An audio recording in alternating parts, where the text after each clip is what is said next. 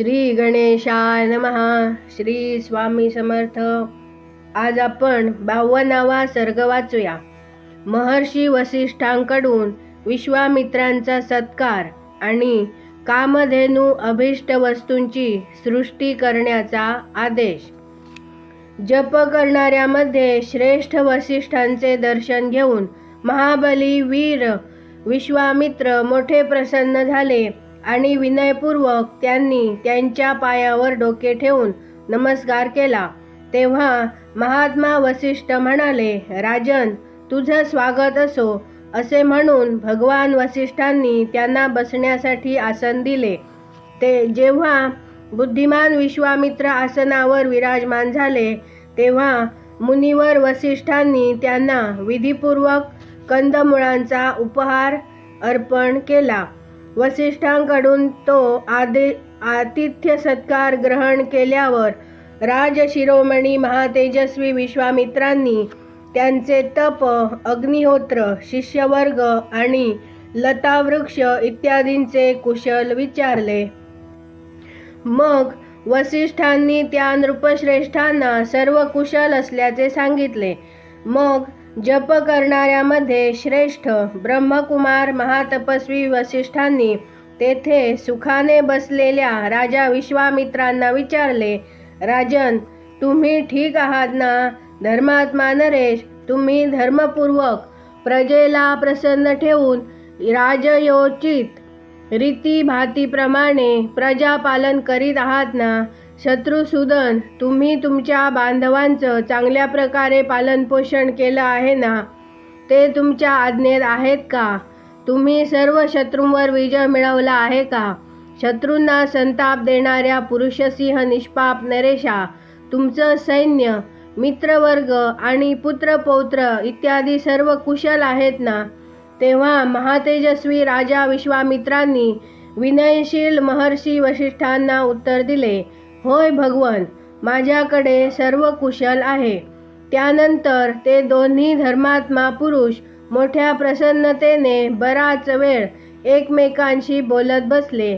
त्यावेळेस एकमेकात बरेच प्रेम उत्पन्न झाले. रघुनंदन बोलणे झाल्यावर भगवान वसिष्ठ विश्वामित्रांना हसत हसत म्हणाले, महाबली नरेश, तुमचा प्रभाव असीम आहे. मी तुमचा आणि तुमच्या सैन्याचा यथायोग्य आतिथ्य सत्कार करू इच्छितो. तुम्ही माझ्या या विनंतीचा स्वीकार करावा. वसिष्ठांनी असे म्हटल्यावर महाबुद्धिमान राजा विश्वामित्र म्हणाले, मुनी, आपल्या सत्कारपूर्ण बोलण्यानंच माझं पूर्ण सत्कार झाला आहे. भगवन, आपल्या आश्रमात जे विद्यमान आहेत त्या कंदमुळे, पाद्य आणि आचमनीय इत्यादी वस्तूंनी माझा चांगल्या प्रकारे सत्कार झालेला आहे. सर्वात महत्त्वाचे म्हणजे आपले दर्शन झाले, त्यानंच माझी पूजा झाली. महायज्ञी महर्षी, आपण सर्वथा मला पूजनीय आहात. तरीही आपणच माझं पूजन केलं. आपल्याला माझा नमस्कार असो. आता मी इथून जाईन. आपली स्नेहपूर्वक दृष्टी माझ्याकडे असावी. असे म्हणत असताना राजा विश्वामित्रांना उदारचेता धर्मात्मा वसिष्ठांनी निमंत्रण स्वीकारण्यासाठी परत आग्रह केला. तेव्हा गाधीनंदन विश्वामित्रांनी त्यांना उत्तर दिले, ठीक आहे, मी आपली आज्ञा स्वीकारतो. मुनिप्रवर, आपण मला पूज्य आहात. आपल्या इच्छेप्रमाणे व आपल्याला आवडेल तेच होईल. राजाने असे म्हटल्यावर जप करणाऱ्यामध्ये श्रेष्ठ मुनिवर वसिष्ठ मोठे प्रसन्न झाले. त्यांनी आपल्या शबला होमधेनूस बोलवले. तिचे पाप धुवून गेले होते. ती कामधेनू होती. तिला बोलावून ऋषी म्हणाले, शबले, लवकर ये आणि माझे ऐक. मी सैन्यासहित या महर्षी राजाचा योग्य असा उत्तम भोजन इत्यादीद्वारा आतिथ्य सत्कार करण्याचा निश्चय केला आहे. तू माझे हे मनोरथ सफल कर. षड्रस भोजनातील ज्याला जे पसंत आहे त्याला ते कर. दिव्य कामधेनू आज माझ्यासाठी या अतिथींसाठी अभिष्ट वस्तूंचा वर्षाव कर. शबले, सरस पदार्थ, अन्न, पान, चटणी इत्यादी आणि चोष्ययुक्त विविध अन्नांचे ढीग लाव. सर्व आवश्यक वस्तूंची सृष्टी कर. घाई कर, विलंब होता कामा नये. इथे 52वा सर्ग पूर्ण झाला. आता आपण 53वा सर्ग वाचूया. कामधेनूच्या सहाय्याने उत्तम अन्नपानद्वारा सेवनेने तृप्त झालेल्या विश्वामित्रांचे त्यांची कामधेनू मागणे आणि त्यांचे देण्याचा अस्वीकार करणे. शत्रुसूदन महर्षी वसिष्ठांच्या या बोलण्यानंतर पांढऱ्यावर काळे ठिपके असलेल्या त्या कामधेनूने ज्यांची जशी इच्छा होती त्यासाठी तशीच सामग्री जमा केली. उसापासून मधापासून होणारे पदार्थ, लाह्या, मैरेय, श्रेष्ठ आसवे, किंमतवान पेये, भक्ष्ये इत्यादी बहुमूल्य खाण्याचे पदार्थ दिले. गरम गरम भाताचे पर्वता एवढे ढीग लावले. मिष्टान्न व डाळही तयार झाली. दूध, दही व तुपाचे तर पाट वाहत होते. निरनिराळ्या प्रकारचे स्वादिष्ट रस, खांडवे आणि नाना प्रकारच्या भोजनाने भरलेली चांदीची हजारो ताटे सजली. श्रीराम महर्षी वसिष्ठांनी विश्वामित्रांच्या सर्व सेनेस चांगलेच तृप्त केले. त्या सेनेत बरेच धष्टपुष्ट सैनिक होते. त्या सर्वांना हे दिव्य भोजन घेऊन फार आनंद झाला.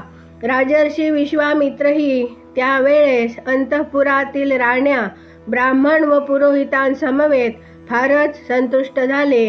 अमात्य, मंत्री आणि बांधवासहित पूजित होऊन ते फारच प्रसन्न झाले आणि वसिष्ठांना म्हणाले, ब्रह्मन, आपण मला पूजनीय आहात, तरीही आपणच माझं पूजन केलं, हर तऱ्हेने स्वागत सत्कार केलात. बोलण्यात कुशल महर्षी, आता मी एक गोष्ट सांगतो ती ऐका. भगवान, आपणच माझ्याकडून 1,00,000 गायी घेऊन ही शबला गाय मला द्यावी, कारण ही गाय रत्नरूप आहे आणि रत्न घेण्याचा अधिकार राजाचा असतो.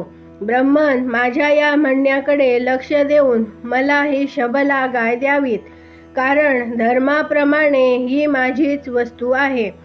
विश्वामित्रांनी असे म्हटल्यावर धर्मात्मा मुनीवर भगवान वसिष्ठ राजाला उत्तर देताना म्हणाले, शत्रू दमन करणारे नरेश्वर, मी 1,00,000 अथवा 100 कोटी अथवा चांदीचे ढीग घेऊनही बदल्यात ही शबला गाय देणार नाही. ही माझ्यापासून अलग होणे शक्य नाही.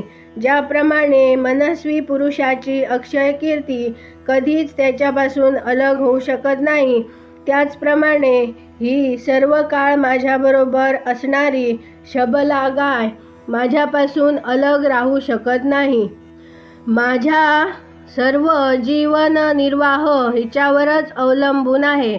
माझं अग्निहोत्र, भूतबली, होम, स्वाहा, वषटकार आणि सर्व विद्या या कामधेनूच्याच अधीन आहेत.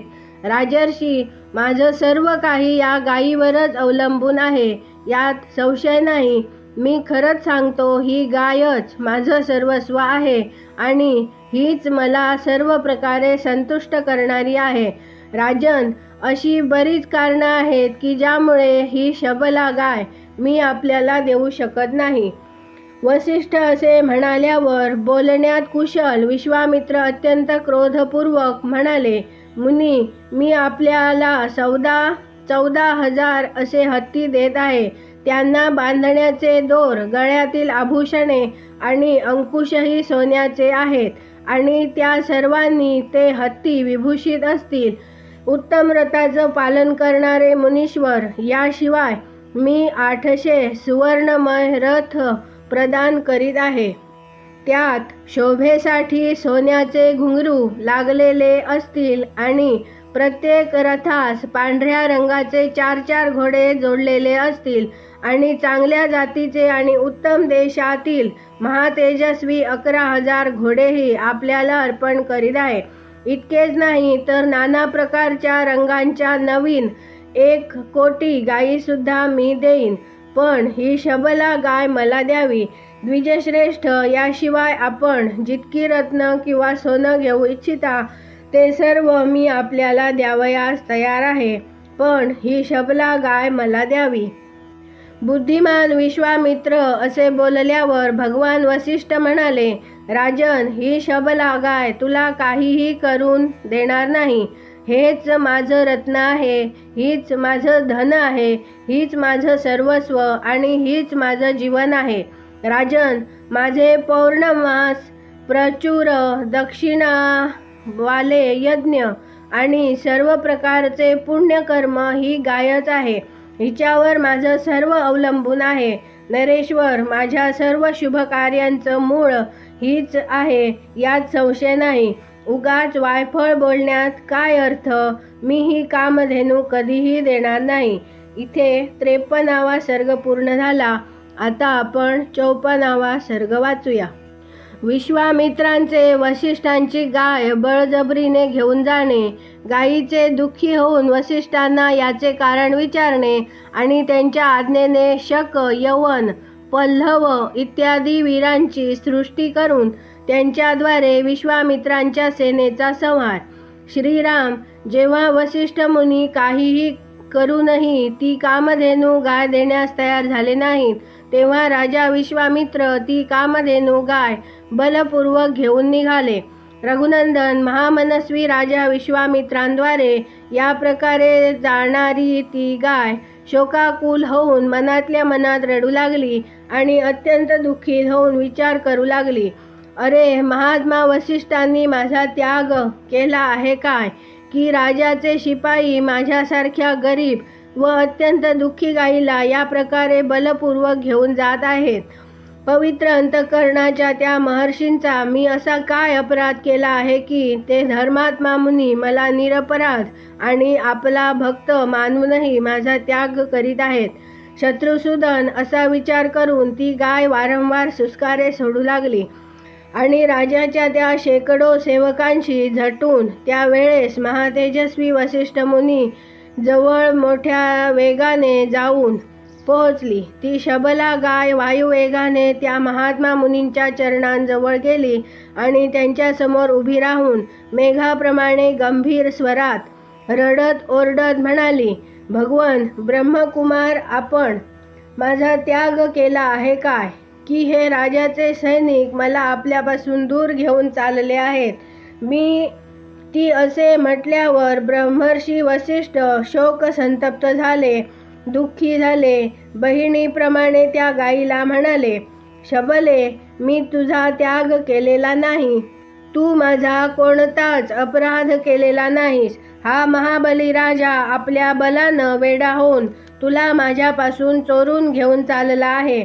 माझं बल त्याच्या एवढं नाही. विशेष म्हणजे आजकाल हा राजपदावर आहे. राजा क्षत्रिय आणि या पृथ्वीचा पालक असल्याने हा बलवान आहे. त्याच्याजवळ हत्ती, घोडे आणि रथांनी भरलेलं हे अक्षहिणी सैन्य आहे, ज्यात हत्तींच्या हौदावर लागलेले ध्वज सगळीकडे फडकत आहेत. या सेनेमुळेही हे माझ्याकडून प्रबल आहेत.